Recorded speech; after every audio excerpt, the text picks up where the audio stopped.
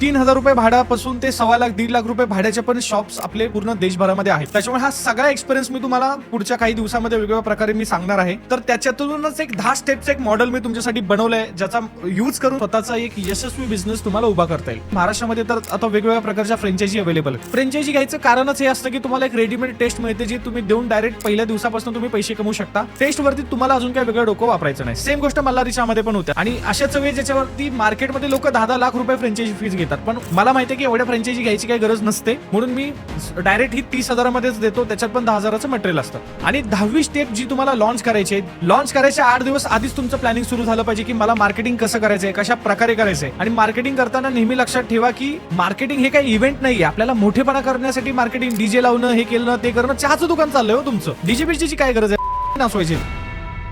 नमस्कार मित्रांनो, माझं नाव आहे विशाल खाडे, मल्हारी चहाचा फाउंडर. मागच्या 6 वर्षामध्ये माझ्या 350 पेक्षा जास्त शाखा संपूर्ण देशभरामध्ये आहेत. वरती आग्रा, उत्तर प्रदेश, प्रयागराज, राजस्थान, गुजरात पासून खाली ओडिशा, विशाखापट्टणम पर्यंत आपल्या आहेत. आणि या 6 वर्षामध्ये माझ्या बऱ्याच अशा पण शाखा ज्या 30-40 हजारामध्ये सुरू झालेल्या आहेत आणि अशा पण शाखा ज्या 5-5, 6-6 लाख रुपयामध्ये पण सुरू झालेले आहेत. त्याच्यामुळे ग्रामीण भागापासून म्हणजे अगदी माझी बालोत्रा म्हणजे राजस्थानमध्ये एक जिल्हा आहे, तिकडे पाकिस्तान बॉर्डर पासून 22 किलोमीटरवरती तिथे शाखा आहे. मी स्वतः त्या ओपनिंगला गेलेलो. तिथे ₹3,000 भाडं आहे. ₹3,000 भाड्यापासून ते 1.25 लाख 1.5 लाख रुपये भाड्याचे पण शॉप्स आपले पूर्ण देशभरामध्ये आहेत. त्याच्यामुळे हा सगळा एक्सपिरियन्स मी तुम्हाला पुढच्या काही दिवसामध्ये वेगवेगळ्या प्रकारे मी सांगणार आहे. तर त्याच्यातूनच एक 10 स्टेप्स एक मॉडेल मी तुमच्यासाठी बनवलंय, ज्याचा यूज करून तुम्हाला जर तुमचा बिझनेस करायचा असेल, अगदी चहाचं दुकान टाकण्याच्या हिशोबाने नाही, पण फूडमध्ये पण कुठल्या प्रकारचा बिझनेस करायचा असेल, तर त्या 10 स्टेप्स कुठल्या कुठल्या असायला पाहिजेत, कुठल्या कुठल्या मार्गाने ते जायला पाहिजे, हे अगदी सोप्या भाषेमध्ये मी पुढच्या काही मिनिटांमध्ये तुम्हाला सांगणार आहे. त्याच्यामुळे ही व्हिडिओ व्यवस्थित पूर्ण बघा. नाही समजली तर परत बघा. गरज पडली तर तुम्ही व्हिडिओ थांबवून ते लिहून पण घ्या, जेणेकरून ते लगेच तुम्हाला प्रॅक्टिकली यूज करता येईल आणि तुमचा स्वतःचा एक यशस्वी बिझनेस तुम्हाला उभा करता येईल. सगळ्यात पहिली स्टेप की तुम्हाला तुमचं बजेट ठरवायचंय. तुमच्याकडे आता किती रुपये आहेत, किती भांडवल तुमच्याकडे आहे आणि तुम्हाला तो बिझनेस किती रुपयांमध्ये सुरू करायचा आहे. आणि हे बजेट प्रत्येकाचं वेगवेगळं असू शकतं. एखाद्याला 5-10 लाखाचं बजेट पण असेल, इझिली भेटत असतील, एखाद्याला लाख रुपयाचं बजेट पण उभं करायला मुश्किल होत असेल. तर अशा सगळ्या प्रकारच्या लोकांसाठीच मी सांगतोय की तुम्हाला तुमचं पहिलं बजेट ठरवायला पाहिजे. आता आपण एक ॲव्हरेज बजेट पकडून चालू की जवळपास 2 ते 3 लाख रुपयाचं एक ॲव्हरेज बजेट आहे, की कोणीतरी मागच्या 2-4 वर्षात पैसे कमवून साठवलेले आहेत आणि आता त्याला 2-2.5 लाखामध्ये स्वतःचं दुकान सुरू करायचंय. तर त्या हिशोबाने मी ते कन्सिडर करतो, तुम्ही तुमच्या हिशोबाने कन्सिडर करा. त्याच्यामुळे सगळ्यात आधी तुम्हाला काय करायचंय, बसायचंय. पहिली स्टेपसाठी जर तुम्हाला एक अर्धा तास जरी तुम्ही डायरी घेऊन बसला तरी तुमची पहिली स्टेप लगेच कंप्लीट होईल. ती हीच आहे की तुम्हाला तुमचं बजेट काढायचंय. ठीक आहे, की तो आकडा काढता आला पाहिजे. 2 लाख, 3 लाख, 50,000, 4 लाख, 5 लाख, 10 लाख, जो काय तो असा आकडा. तर मी माझ्याकडे समजू आपण 2 लाख रुपये हा आकडा काढलाय. ठीक आहे. दुसरी स्टेप, आता तुम्हाला काय करायचंय की तुम्हाला तुमचं दुकान कुठल्या एरियामध्ये टाकायचंय, म्हणजे सिटीमध्ये टाकायचंय, मुंबई पुण्यासारख्या मोठमोठ्या सिट्यांमध्ये टाकायचंय किंवा ग्रामीण भागामध्ये टाकायचंय, तालुक्याच्या ठिकाणी टाकायचंय, जिल्ह्याच्या ठिकाणी टाकायचंय, हे तुम्ही आधी ठरवलं पाहिजे. त्याच्यानंतर आपण पुढच्या स्टेपला जाऊ. आता तुम्ही एरिया वगैरे सगळा फायनल केलाय. आता त्या एरियाच्या हिशोबाने तिसरी स्टेप तुम्हाला फायनल करायची आहे, ती म्हणजे तुमची चहाची टेस्ट तुम्हाला फायनल करायची. आता ह्याच्यात 2 प्रकारे तुम्ही चहाची टेस्ट फायनल करू शकता. पहिला जो सगळ्यात सोपा आणि फास्ट मार्ग आहे, की कारण महाराष्ट्रामध्ये तर आता वेगवेगळ्या प्रकारच्या फ्रँचायझी अवेलेबल आहेत. फ्रँचायझी घ्यायचं कारणच हे असतं की तुम्हाला एक रेडीमेड टेस्ट मिळते, जी तुम्ही देऊन डायरेक्ट पहिल्या दिवसापासून तुम्ही पैसे कमवू शकता. टेस्ट वरती तुम्हाला अजून काही वेगळं डोकं वापरायचं नाही. सेम गोष्ट मल्हारी चहामध्ये पण होते. आता माझ्याकडे 3 वेगवेगळ्या चवी आहेत. इलायचीचा आहे, साखरेचा आहे, फ्लेवरचा आहे आणि अशा चवी ज्याच्यावरती मार्केटमध्ये लोक 10-10 लाख रुपये फ्रँचायझी फीज घेतात. पण मला माहिती आहे की एवढ्या फ्रँचायझी घ्यायची काही गरज नसते, म्हणून मी डायरेक्ट ही 30,000 मध्येच देतो. त्याच्यात पण 10,000चं मटेरियल असतं. यात होतं काय की तुम्हाला डायरेक्ट टेस्ट येते. असतं समजा तुम्हाला स्वतःची टेस्ट डेव्हलप करायची आहे, तुम्हाला कोणाची फ्रँचायझी समजा घ्यायची नसेल, तर ती तुम्ही टेस्ट पहिली डेव्हलप केली पाहिजे. घरात 1दा 2दा 3दा जे काही तुम्ही काय फॉर्म्युला वगैरे बनवून किती दूध टाकायचं, किती पाणी टाकायचं, ती एक टेस्ट तुम्हाला फायनल करायची. पहिल्या ह्या ज्या 3 स्टेप्स आहेत, तुम्ही ठरवलं तर 2 दिवसात पण होतील आणि 4 दिवसात पण होतील. ह्या जेव्हा तुमच्या 3 स्टेप्स कंप्लीट होत आहेत, त्याच्यानंतर 4थी स्टेप्स तुम्हाला डिसाईड करायची आहे. ती आहे की तुम्हाला तुमच्या शॉपचं, तुमच्या दुकानाचं नाव आधी ठरवायचं की तुम्हाला नाव काय द्यायचं. आता जेव्हा तुम्ही फ्रँचायझी घेता तेव्हा फ्रँचायझीचंच नाव असतं, त्याच्यामुळे तुम्हाला त्यात अजून काही मेहनत करायची गरज पडत नाही. पण समजा तुम्हाला स्वतःचं जर काही नाव ठरवायचं असेल, तर ते नाव थोडंसं अट्रॅक्टिव्ह असावं, चहाच्या हिशेबाने असावं आणि ते लोकल लँग्वेजमध्ये असणं. जसं चाय गरम, किटली गरम, कडक चहा, गाववाला चहा, हा चहा, ते चहा, जे काय आहे ते. आणि त्याचा ट्रेडमार्क वगैरे आहे का, किंवा जे काय रजिस्टर करायचे ते रजिस्टर करून नाव फायनल केलं पाहिजे. या 4 स्टेप्स तुमच्या कंप्लीट झाल्या पाहिजेत.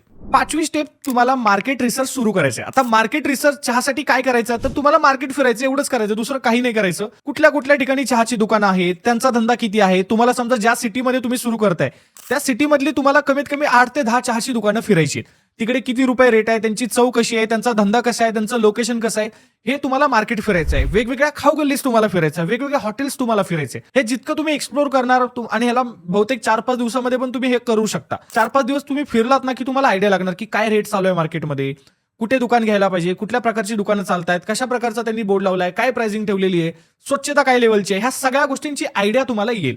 आता मार्केट रिसर्च करून झाल्याच्या नंतर तुम्हाला कळेल की जेव्हा तुम्ही अशी वेगवेगळ्या प्रकारची 8-10 मार्केट फिराल तेव्हा तुम्हाला कळेल की त्या 8-10 मार्केटपैकी 4 ते 5 ठिकाणी अशी मार्केट आहेत की जिकडे चहाचा धंदा जोरात चालू शकेल. आणि एकदा हे तुम्हाला कळालं की त्याच्यानंतर पुढची स्टेप आहे तुम्हाला तिथे लोकेशन बघायला सुरुवात करायची. मग जेवढ्या पण प्रकारचे एजंट असतील त्या एजंट करून बघणं, ऑनलाईन बघणं आणि स्वतः पण मार्केटमध्ये जाऊन फिरलं पाहिजे. रोज संध्याकाळी तासभर तुम्ही फिरा, काहीतरी पाण्याची बाटली घ्या, भेळ घ्या, काही घ्या, कस्टमर मनाने तिथेच लोकांना विचारा की भाई इथे गाळाखाली आहे का, दुकान पाहिजे होतं, गाळाखाली आहे का, गाळाखाली आहे का. हे तुम्हाला स्वतः जाऊन मार्केटमध्ये फिरावं लागणार, स्वतः जाऊन लोकेशन शोधावं लागणार. आणि असं जेव्हा तुम्ही शोधायला लागेल तर ह्यात अजून 8-10 दिवस जातील, 15 दिवस जातील. पण तुम्हाला एक 3-4 वेगवेगळ्या प्रकारचे ऑप्शन्स, वेगवेगळ्या प्रकारचे गाळे तुम्हाला मिळतील. आता शॉप मिळाल्याच्या नंतर त्या शॉपला आपल्याला 3-4 प्रकारे व्हेरीफाय पण करायचे. जेव्हा ते पहिलं तुम्ही शॉप घेतलाय तर सगळ्यात पहिला प्रश्न तुम्हाला विचारता आला पाहिजे की ह्याच्या आधी त्या दुकानामध्ये काय होतं. फूडचंच कुठली तरी गोष्ट होते, नाश्त्याचीच दुसरी कुठली तरी काय गोष्ट होते, आणि ते जर होतं तर ते का बंद झालं हे पण तुम्हाला माहिती काढता आली पाहिजेत. आणि ह्याची माहिती घेताना तुम्ही त्या एजंटवरती किंवा त्या मालकावरती कधीच पूर्ण विश्वास ठेवायचा नाही. बऱ्याचदा तुम्हाला असं दिसेल की मालक म्हणतो आधीचा दुकानवाला होता, त्याचा पण लय भारी धंदा चालत होता, पण त्याला काय चालवायला जमलं नाही म्हणून त्याला विकायचं. मला सांगा, ज्याला पैसे येतात ना तो कसं पण चालवतो, कसं पण. एखादा माणूस असेल ना लंगडा आहे, पाय तुटलेत, हात तुटलेत आणि त्या दुकानात त्याला 1 लाख रुपये प्रॉफिट होत असेल तरी तो मॅनेज करणार. त्याच्यामुळे असल्या गोष्टींवरती विश्वास ठेवू नका. दुसरी गोष्ट व्हेरीफाय करायची की तिथलं जे भाडं आहे ते बाकी मार्केट राईटच्या हिशेबाने बरोबर आहे की जास्त आहे, कमी आहे, हे तुम्हाला कळालं पाहिजे. तिसरी गोष्ट जी सगळ्यात महत्वाची आहे की जिथे तुम्हाला दुकान टाकायचंय तिकडे खरंच चहा जाईल की नाही हे तुम्हाला व्हेरीफाय करता आलं पाहिजे. आता हे खरंच चहा जाईल की नाही कसं व्हेरीफाय करणार की जवळपासच्या एरियामध्ये किती वेगवेगळ्या प्रकारची लोक आहेत, म्हणजे किती वेगवेगळे ऑफिसेस आहेत, मार्केट आहे का, बँक आहे का, कोर्ट आहे का, कॉलेज आहे का, बस स्टॉप आहे का, हे काय काय काय काय वेगवेगळ्या गोष्टी आहेत हे तुम्हाला सर्वे करता आला पाहिजे. हे जेव्हा सर्वे कराल की तुम्हाला एक आयडिया लागते की इथे माझे 600 कप जाऊ शकतात, इकडे माझे 1000 कप जाऊ शकतात, 2000 कप जाऊ शकतात, 3000 कप जाऊ शकतात. हा सगळा अंदाज कधी येतो जेव्हा तुम्ही तर शॉपचं व्हेरीफाय करता. आणि त्यात पण व्हेरीफाय कधी होतं की तिथून जवळपास चहावाला किती जवळ आहे, तिथून जवळ नाश्त्याची दुकानं किती जवळ आहेत आणि त्यांचा स्टेटस काय आहे, त्यांचा धंदा किती होतो, त्यांच्या धंद्याची एक माहिती तुम्हाला कळाली की तुम्हाला एक अंदाज लागू शकतो की तुमचा किती लेवलला धंदा होऊ शकतो. आता तुम्ही लोकेशन बघितलं, शॉप व्हेरीफाय केला, आता शॉप फायनल करायचंय.